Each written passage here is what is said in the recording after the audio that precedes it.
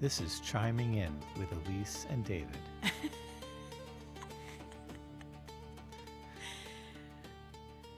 Hey, how are Hello. you? Good.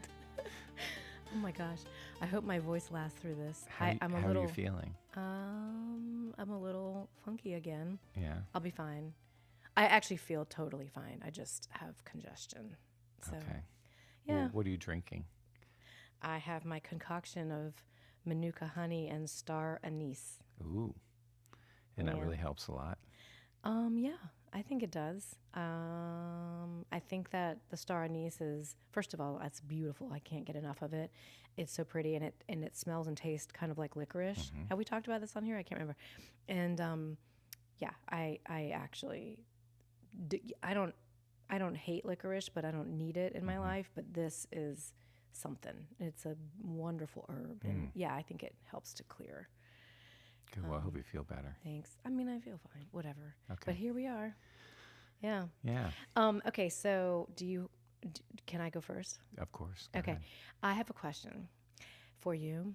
I want to know, when you were young, a young lad, did you know what you wanted to be when you grew up? You know, when people said, "Oh, little David, what do you want to be when you grow up?" Like, what was your little pipsqueak answer? Yeah, I think when I was really little, it was like fireman or policeman or something like that. Okay. But as I got older, I really loved acting. And I really thought I would be on the stage. I definitely thought you were going to be on stage when Yeah. we got reacquainted. I thought the first thing you were going to say was you were acting and wherever. And yeah, I feel like that's what I remember you as a kid, just enjoying being on stage and uninhibited, and sort of didn't care whether it was being received or not. Like, you just wanted to give and act. Yeah.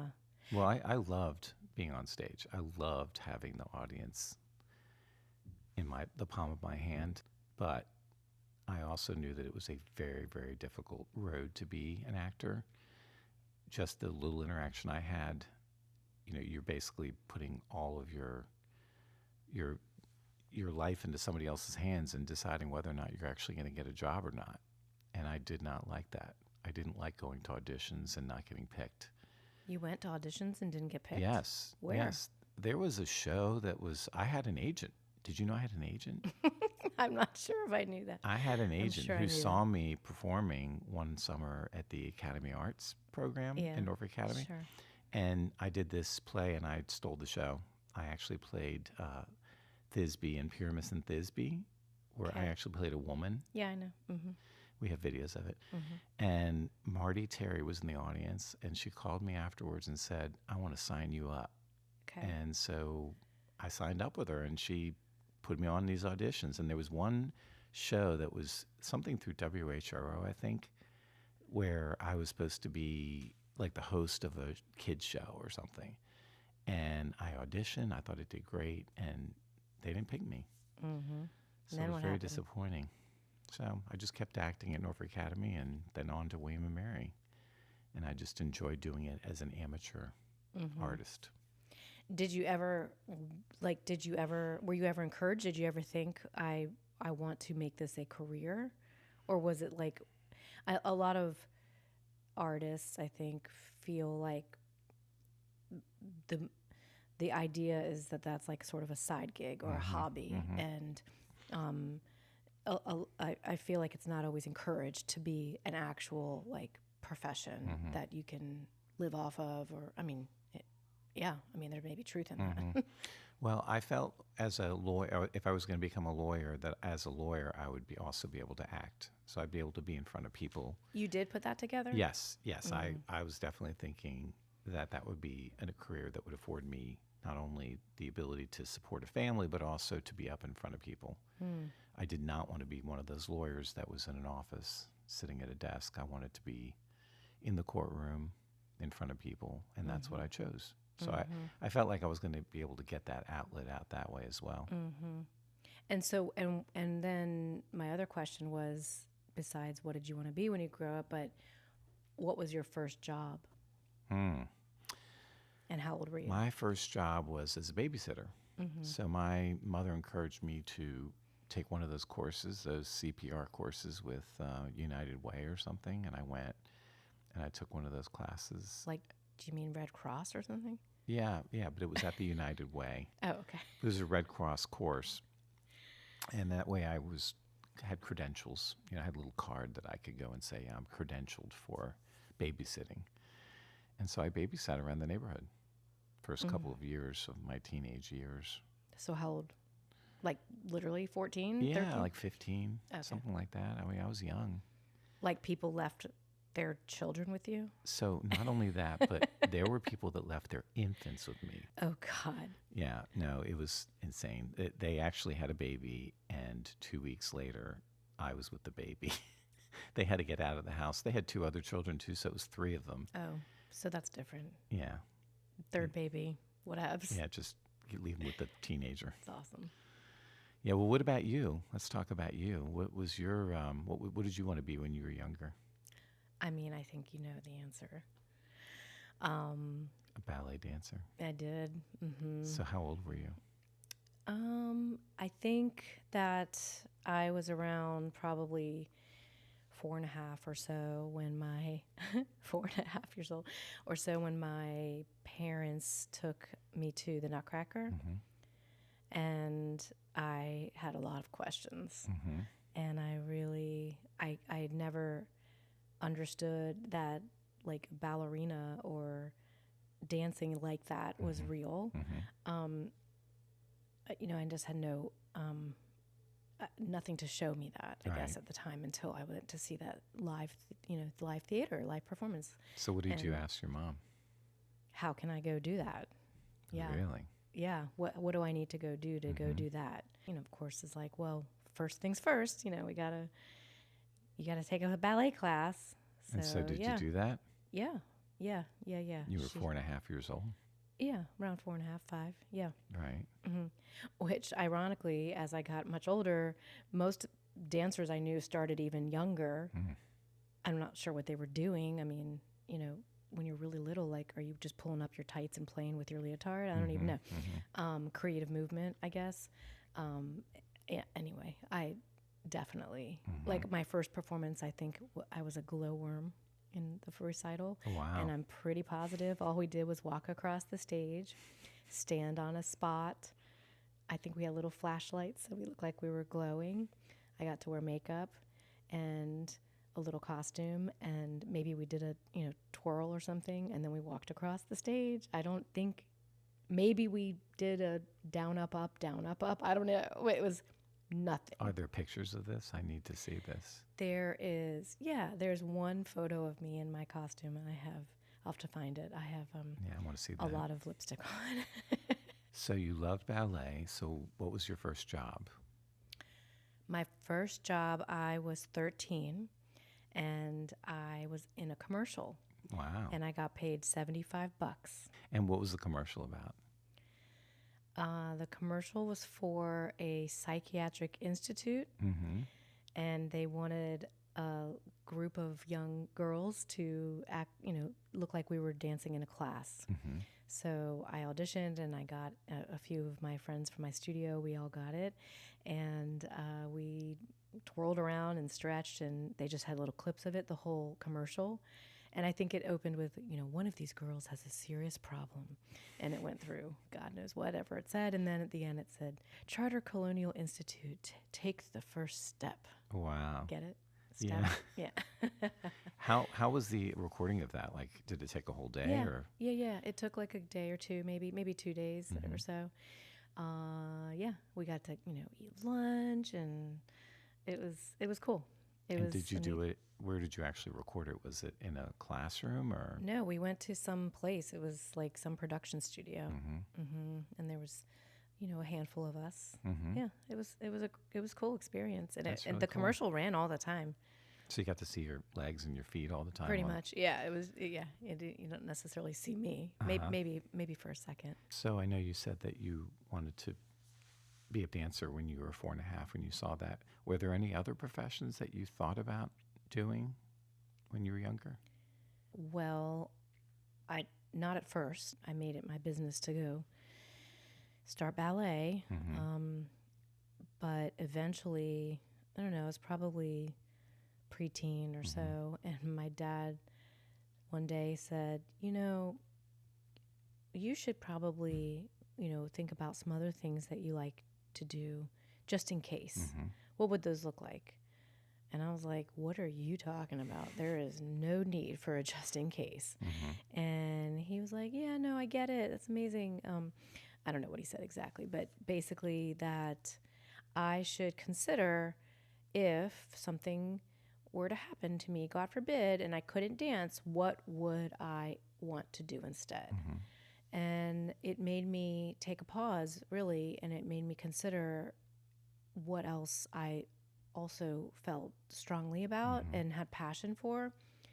And I don't know if he expected it to be such a quick answer, but I basically, went up to our playroom and opened the desk drawer, pulled out the paper and pen, and started, writing a whole... It was an assignment. Yeah, totally. And I literally wrote the whole thing out to say that if I couldn't dance, that the following, 3 things, maybe he encouraged 3 things, I don't know, were good choices. And one was to be a writer. Check. 2 was to be a photographer. Check. And 3 was to be a psychiatrist. Well, you are kind of like a psychiatrist. Right. Thank you. So, yeah. So that was my backup plan, but I felt very certain I didn't need to know those things at the time. But, he just made the point that, what if you never know what tomorrow brings, and what if you got hurt? Like, what if you really just couldn't do what you think you're going to do? Also, quiet, byline is, and what if you're not good enough? What if you can't make it? What if you get bored tomorrow? What are some other things in your head? So, yeah, he encouraged me very early on to consider many of my dreams, I guess you could say.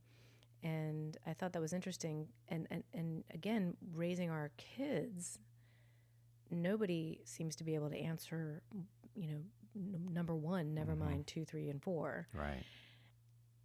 So actually, through the lens of being a mother, I started to realize much later in life that my way of thinking was probably a little unusual, just based on the statistic in our house alone. That, Right. And then, of course, moving and listening to other families and other friends of mine talk about their kids similarly, that, very, very few seem to have a handle on what seems like a great first step in that way. Why do you think that becoming a dancer was the only option for you? Why? I fell in love. It was my first love, and I saw nothing else. There was nothing going to get between me and my love. And when you experienced disappointment with that, either rejection or when times didn't go the way you wanted to, how did you keep going? I've really tried to understand that, especially recently with writing those stories out, because I've watched, like, our daughter Sylvie used to perform like more musical theater. And the minute she got rejected, it was right before she was going to like middle school. So life was about to change all around. And it was the first time that she tried out for something that, a ton of people tried out for. And there was only a couple parts, and she didn't get it. And instead of, saying, oh, well, what's tomorrow, she was like done. She was like, fuck them. I'm not doing this. And then, of course, middle school years made her very self-conscious. And all of a sudden, she couldn't even imagine being on a stage when we all could see that was, she lit up the stage like nobody else, right? So it was in her blood. It was in her soul. And all of a sudden, it was over. And I couldn't even believe it. I tried so hard to help her,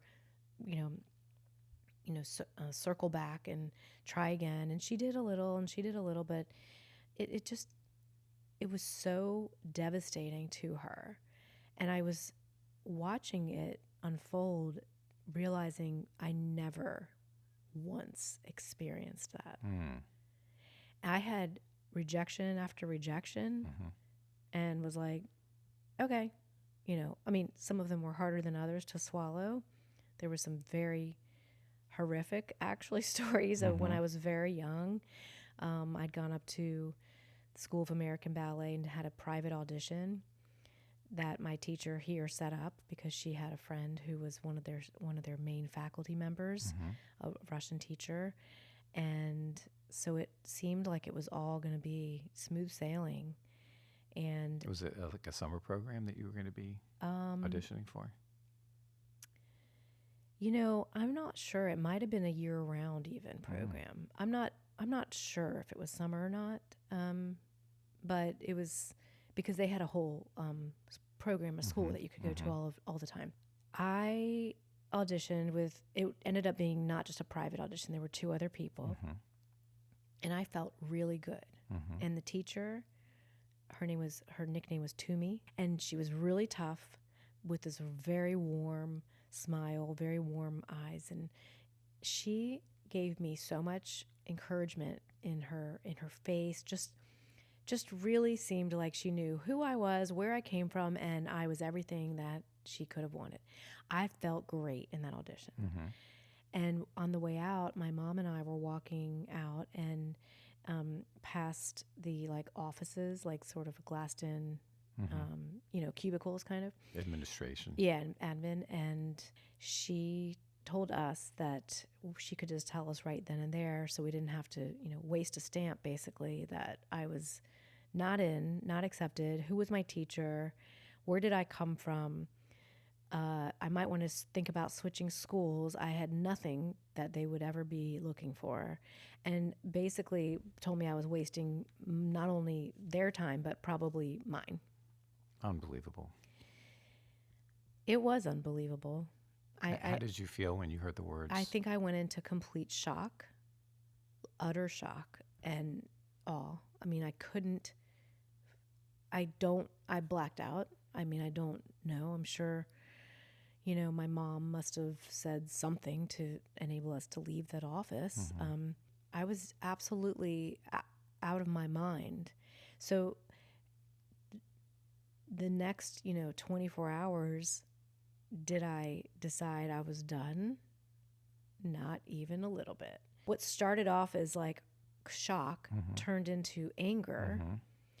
and then was like, I don't know why I decided this, but I completely every audition ever that turned into rejection. Mm-hmm. Thank God they weren't all like that. I just was like, okay, moving on. That was particularly hard because my teacher had the connection, so there was a whole lot of other politics we found out kind of going on. Mm-hmm. But the way that was delivered, I don't know why I didn't just go crawl up in a ball and why I didn't go do something else entirely.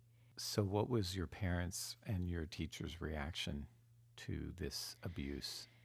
Well, my mom and dad were obviously confused and worried that they were listening to this teacher of mine that they were trusting. Mm-hmm. And here we went to this audition because of her. Mm-hmm. And now they're like, wow, what if we're like the dumbest people on earth Mm-hmm. and just basically threw our daughter to the wolves? And, maybe she knows nothing. Maybe we thought she knew something, and maybe she knows nothing. So that happened. Mm-hmm. And I mean, I can only imagine what those conversations looked like. And I've heard some, as an adult, when I've asked my mom, because that's crazy. Like how, like I can't even almost imagine as a parent how that would land, you Right. know, because there is so much trust in a mentor or teacher. And so there was that. And then my teacher did call to her friend, and And that was Toomey, right? The lady that did the audition. Mm-hmm. And so she kind of got the backstory and shared that it wasn't really about me, that it was more of politics, that they needed to take one of the other girls because of all this stuff. Like her father was a diplomat or whatever. There was just something else going on. And when I heard that, it actually made a little bit of sense to my little brain, I think, because I saw what I saw. And it wasn't that I thought I was so great. I certainly didn't. But I understood that I had this, at least the same potential, if not more, than the other girl or two that was in there. I mean, I can see with my own eyes. I was, I think that's a really important part of being a dancer, is that you don't kid yourself.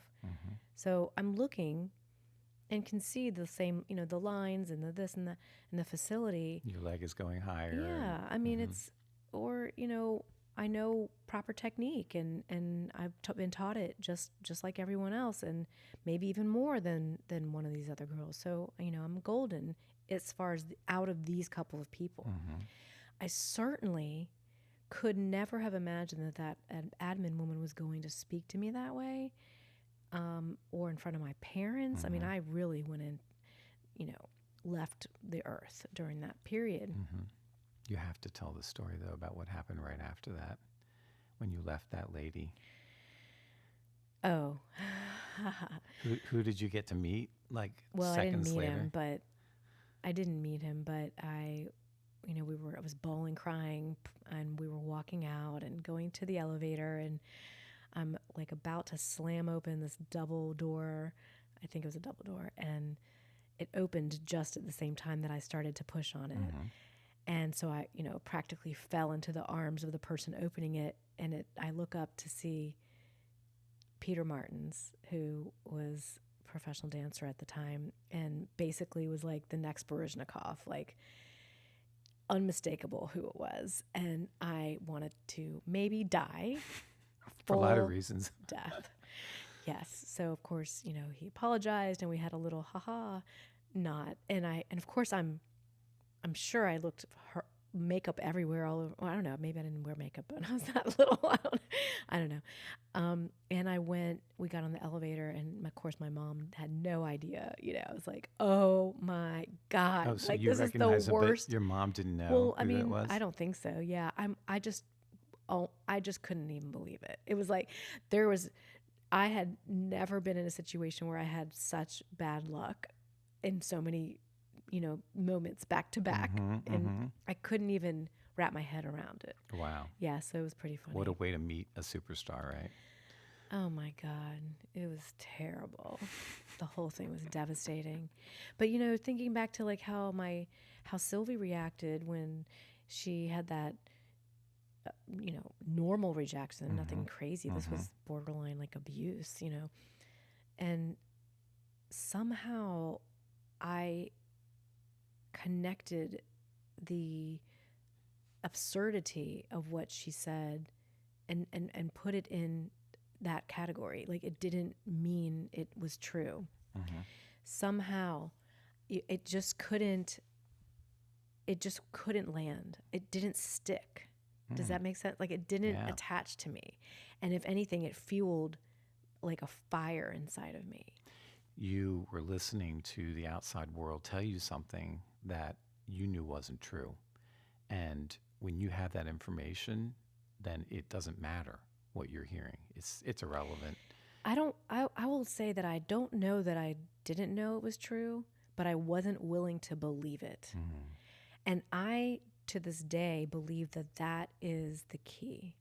What we believe is what is real. Whatever your belief is the truth. Do you kind of hear what I'm saying? Yeah. So I didn't really know. I mean, I didn't know my parents didn't know. Everyone's head was spinning. But I didn't believe it. And your parents didn't have the information to know that what you experienced wasn't true. All they had was what this woman was saying. But you knew because you were in your body and you were in that audition and you saw with your eyes what you were doing. But who am I? So it just That's what I'm saying, that I didn't really know. How could I have? I was really a young kid. So the belief that what happened there was wrong on every level. How did I decide that? But that belief was what drove me every day after that. There was never, I believed it before I went, and I believed it after. Even after all of that, like, hate talk. I mean, she really, really said, like, what are you even thinking? That's unbelievable that she would have done that to you. That was unbelievable. It's true. And I also would like to say it's kind of unbelievable that I believed she was wrong. I speak to my writer friends about this all the time. The lesson from that is what makes everybody successful in any profession. So that is a really big deal. What do you mean by that in any profession? You mean believing in yourself over Yes. other people? Well, being able to be so sure you're going to be successful at something is how you get successful. Okay, so sure, right place, right time, always helpful. Sure, talent and technique and, skill, necessary. Okay, so yes. And if you believe that it belongs to you, then it does. You just have to go through whatever process to get there. There is something for everyone. There's a school for everyone. There's a job for everyone. So if I wasn't going to be exactly the way I thought I was going to be in the beginning, maybe it wasn't ballet, maybe I needed to, pivot a little and do a little something different. But I rest assured was going to be a dancer. And as far as I was concerned, it was going to be in ballet. So in the same way, that's what I've been sharing with, my writer friends, that if you write, you're going to get better by writing more and more and more. Same way, just like anything else, the more you do, the better you get. And your writing, there's someone out there that needs to hear your words, that needs to read your work. And you don't have to know who that is going to be. I didn't have to know how I was going to get that job or break into the profession, but I was going to. I never wondered if I was going to. So what happens when you don't have that feeling? What happens when you are really relying a lot on what outside sources are telling you, and you want to do something, but you just don't know if you're good enough? Like, how do you get yourself over that hump to be that person that is so driven and no is never going to be the answer? So no is always a part of it. That's a really important lesson. No is always a part of it. And there's always someone else giving you their opinion. So you mean no is always part of it, in that you're always going to have obstacles. That's built into it. So you just have to know that you have to keep hitting that pavement until you actually get the yes. Right. There's not one path. There's not one road. There are endless amounts. There's endless agents. There's endless companies. There's endless ways to be on stage, right? And at the end of the day, there's no, like, one person doesn't hold the key. That lady did not hold my life in her hands. And why I decided she didn't, I've been working on that question my entire life, because it is the life and death of a professional dancer. Like, that moment secured that I was 100% going to dance, even though she told me the exact opposite. Right? Wow. So did you think about that experience every time you did experience no's? Like, was that kind of in the background of your head? No, it was just a day. It wasn't the first time and it wasn't the last time. When one person looked at me and said, "What are you doing? You are not good enough, basically, whatever words they chose. The next person looked at me and said, "Oh my God, wow." And when you start to think about that, that means there's something you're doing that is going to be interesting to someone always. Mm-hmm. So there's always like an opportunity. So you just have to keep going.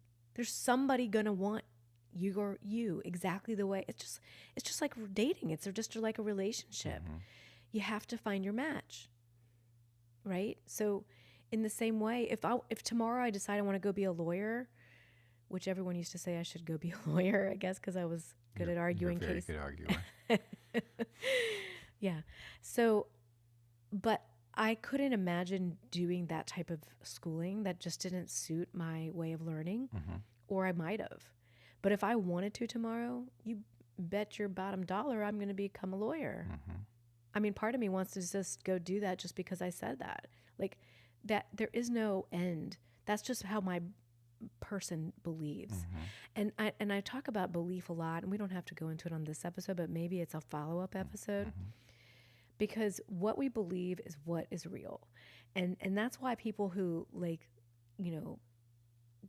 to 110 and drink bourbon, they believe that drinking that bourbon is okay. I mean, maybe they come from a bit of good genes, but at the end of the day, if they question it, it probably is questionable. Does that make sense? So yeah, so our energy and our thoughts, they become real things. They guide our experience. So I believed that someone was going to look and see me and want me. And for every time they did, there were 10 people saying no. For every writer who's published, there's hundreds of rejections. So what do you think the takeaway for this conversation we've been having is for our little podlings that are listening? I think perseverance, and not only believing what other people's opinions are. If you want something, it is yours. Wow. So well said. You put the work in. I guess at the same time, be real with yourself. If for some reason I didn't have a talent and facility that I could look next to, compare myself and say, I could want this all day, but not in this lifetime. Like, to be honest with yourself. And but basically, you can do it. You can do whatever you want. Even if it doesn't look exactly as the way you think it looks. There are so many ways in. There's a school for everyone. We learned that a long time ago. I mean, there's not 5 colleges. There's, how many? Thousands, right? And so there is something for everyone. There really is. There's no one way. That would be so boring. We're all single file lining to something. That's not real life. If anything, I would encourage everyone to imagine all sorts of doors in front of you. What's that movie? Monsters, Inc.? Monsters, Inc. Yeah, so it's like a world of doors, and not every one of them leads where you want to go, right? And so you have to keep opening the doors. You just go back and forth, and you open the door and you look in and you're like, no, thank you. We do have a friend whose daughter is going through audition season right now, trying to get into a musical theater program. So it's extremely competitive, very similar. And at the end of the day, she has to audition in front of multiple people. Some will say thank you and have poker face, and some are like belly laughing at her comedic routine. And she still doesn't know if she's in any of them. And I said the other day to my friend, she is really also sizing up the people and the school at the same time, because she might get into all of them. She might, who knows? You just don't really know. And at the end of the day, who gave you the energy you want to be around? And clearly the people who are enjoying your performance and loving you are the people you want to be around, right? So back to School of American Ballet, for whatever reason, that was not my journey. That was not my place. And I gained so much from where I did go, and my path was my path. It just was a different path than the one I initially thought I wanted. So that flexibility to be fluid is really important, but never, ever getting off course. Always staying laser focused on what the end goal is. Right. Another thing analogy that came to my mind is visual art. Think about making something out of clay. And our oldest daughter has talked about this recently. She might come up with an idea and sit there with a hunk of clay, right? And all of a sudden the whole thing caves in, or it isn't coming out the way she initially wanted it to.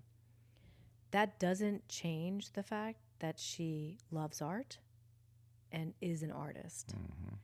And the mistake is, as she always says, isn't a mistake. It's just a new way of looking at whatever it is that she first thought. So it goes back to not really fully being attached to that exact, to the outcome of exactly what you think it's going to be. You have to be okay with understanding that it's a give and a take and an ebb and a flow. So in the case of the pottery, you're only as good as the piece in front of you, or the clay that day, or the air, or the whatever, right? Or the firing. God, you go through all the whole process, and then the whole thing blows up in the kiln. Right. So all kinds of things can go wrong exactly the same way as we're talking about in real life with people to people. So just because I think I'm awesome, just because I'm going in this company audition and I think I'm exactly what they need, it doesn't mean that they're going to think that. They may not even be hiring that day. Correct. And when I walk away that day, and if feedback or otherwise, does that change my goal? Not at all. Right. Not even a second. I always say life is like Mad Libs. All of these ideas that we come up with are, blah, blah, blah, fill in the blank. It doesn't matter if it's ballet. It doesn't matter. I guess we used a lot of art ideas today, but I think if you sub in anything that you like to do, it probably will It'll fit. fit.